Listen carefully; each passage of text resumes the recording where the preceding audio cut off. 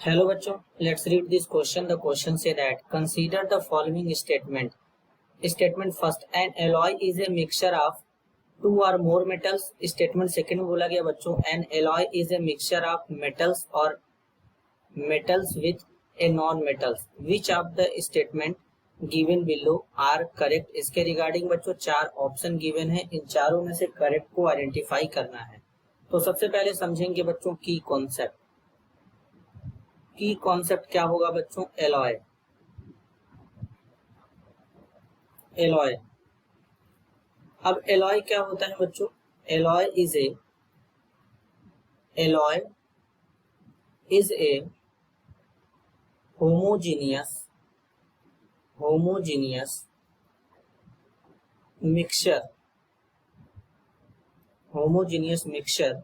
Of two और more metals, of two or more metals or a metals and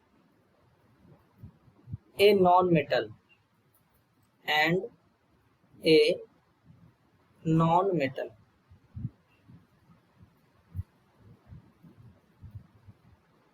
तो basically बच्चों alloy हमारा जो होता है बच्चों, इसमें दो या दो से ज्यादा मेटल या फिर साथ में नॉन मेटल को भी हम लोग मिक्स करते हैं, तो उसे एलॉय कहते हैं।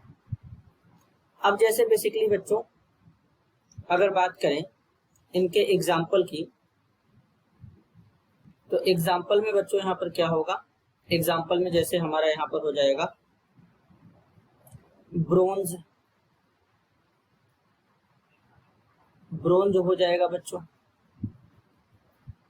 अब ब्रोंज में क्या होते हैं? ये किसका एलॉय होता है? कॉपर और टीन का होता है, कॉपर एंड टीन का होता है Sn।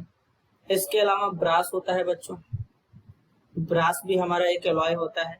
तो ब्रास में हमारा क्या होता है? कॉपर और जिंक होता है।